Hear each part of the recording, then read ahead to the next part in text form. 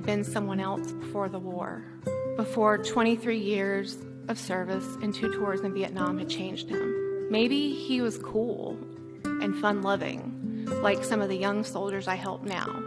But I would never know that unless I asked him. Blind, I completed over 50 marathons, cycled across America and Europe, summited Mount Kilimanjaro, and I fathered my 6-year-old daughter. I never thought about my own mortality. I never thought about what would happen when I deployed. I just, I'd go and I'd come back. But now I stood to lose something. And more importantly, my deployment could leave my sons without a mom. John survived Afghanistan. He then died in 5 feet of water in Hawaii. And I don't know what that's supposed to mean, but I know that it's wrong because that's not how soldiers are supposed to go.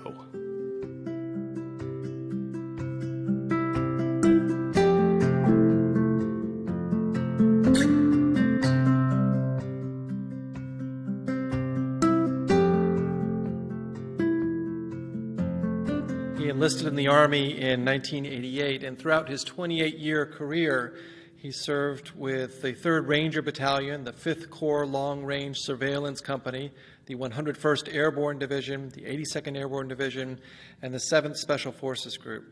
On September 2nd, 2006, he was gravely injured in Iraq when a mortar landed just a few feet away. The attack left him completely blind, took the lives of 2 men in his unit, and started him down a road of recovery. Ladies and gentlemen, retired Major, Ivan Castro.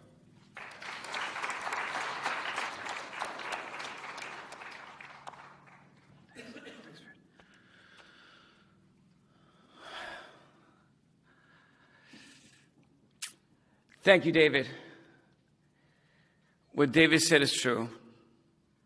My body was blown to pieces, but that wasn't the worst of all. The worst is that the mortar took the lives of 2 men in my unit. It took my family, my faith, my dreams. I became helpless when I'd always been the man that others counted on. And now I needed the help of others. But I was blessed with a team of top-notch medical professionals and the support of my command and friends. The rest was up to me. I didn't know it at the time, but on September 2nd, 2006, I began a spiritual journey. And it's been a journey through darkness. It's been 12 years that I lived in total darkness, and that darkness will never end.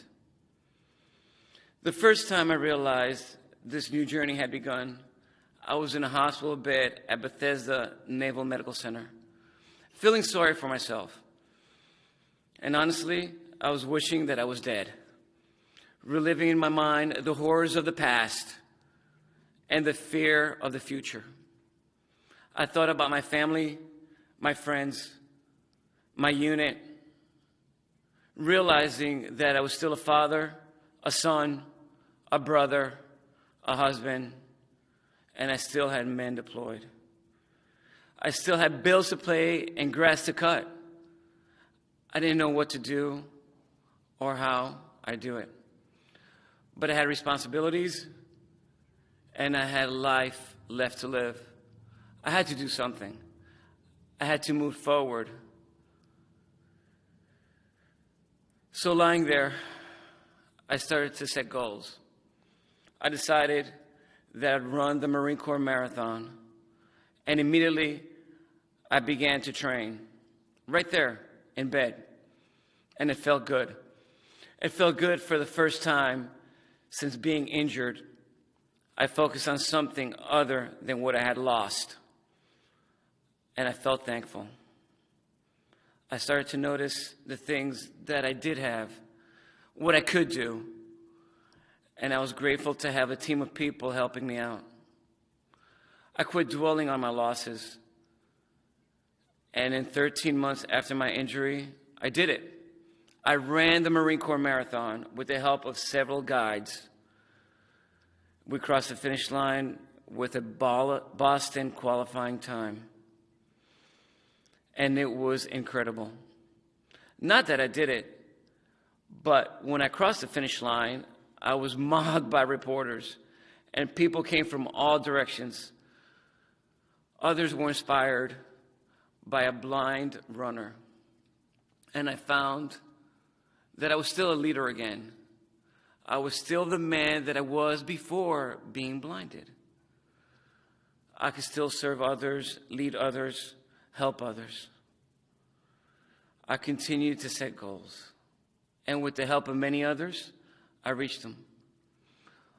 Blind, I completed over 50 marathons, a couple of ultra marathons, cycled across America and Europe, skied to the South Pole with Walking with the Wounded, summited Mount Kilimanjaro, and I ran with the bulls. I stood up a for-profit business, founded a nonprofit, wrote a book, and I fathered my 6-year-old daughter. At the beginning of this year, I started looking for my next adventure. My mind was set on the Appalachian Trail or the Pacific Crest Trail. And I started reading a lot of books to get ready. And someone shared with me a book by the name In Movement, There's Peace. The stories in the book touched my core. And I decided that my next big adventure of 2018 would be to walk El Camino de Santiago, an over 500-mile pilgrimage from St. Jean Pied de Port in France across Spain, ending in Santiago de Compostela. Being a religious pilgrimage, I thought that maybe along the way I'd be able to strengthen my faith in God and maybe be able to let go of my survivor's guilt. I hope that I'll learn about myself and that I'd be able to learn about others.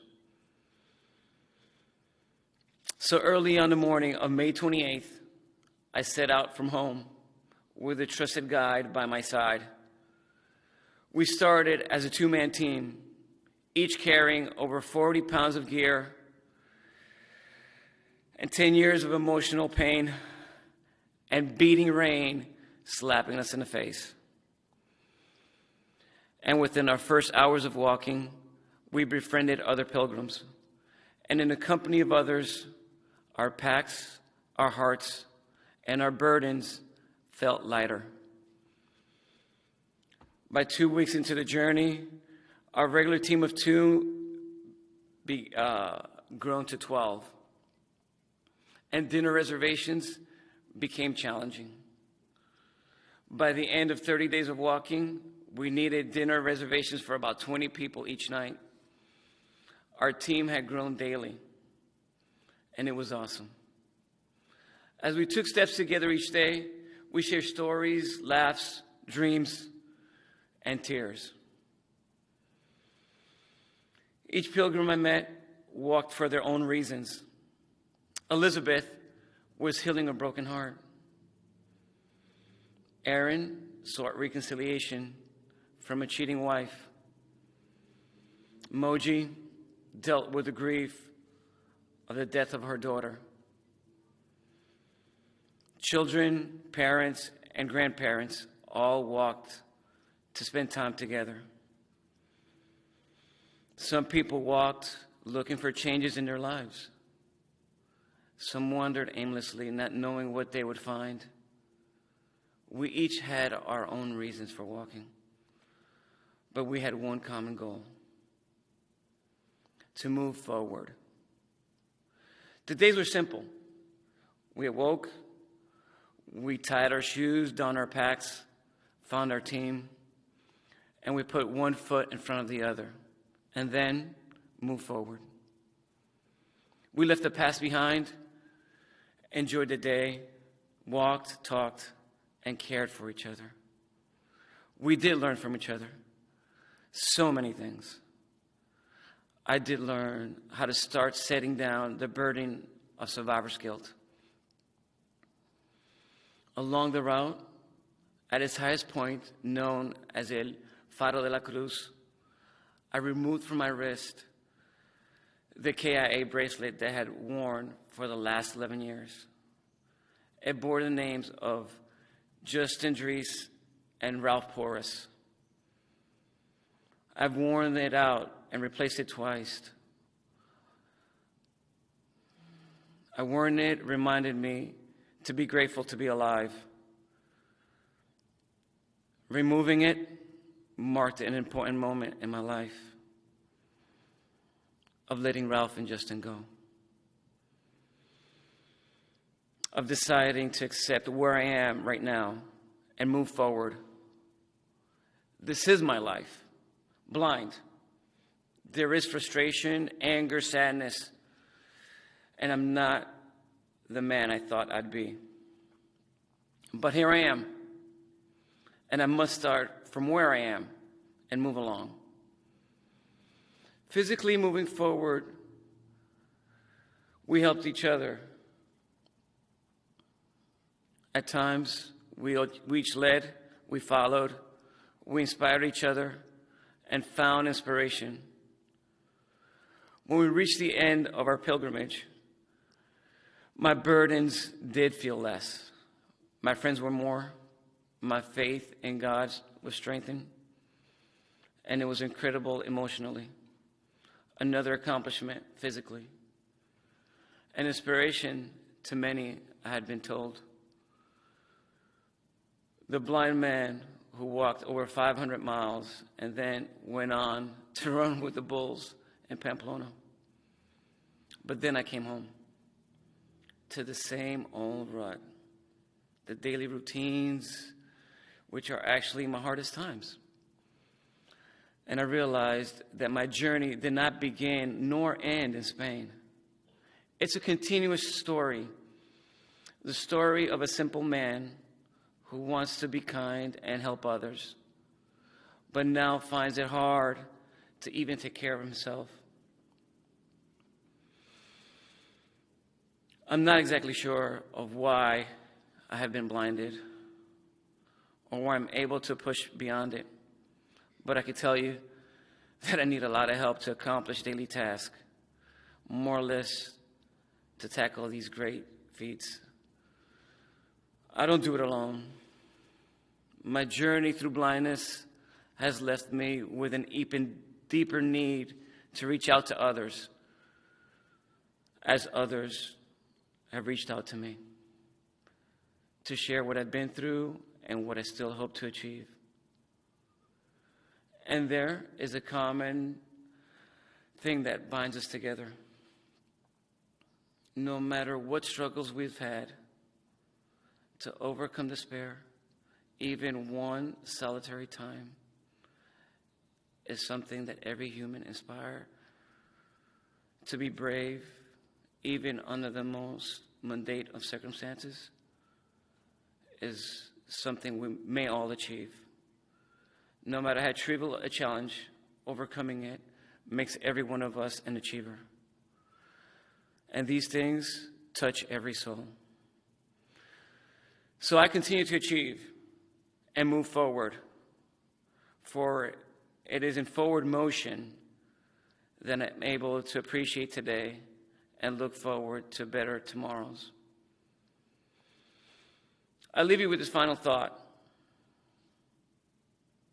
As you look forward, can you think of something specific that you can do in the next couple of weeks to really mess up your life? And if you say yes, then there's probably something also you could do to make it better. You choose your journey. I'm choosing mine, and that is the journey to life. Thank you.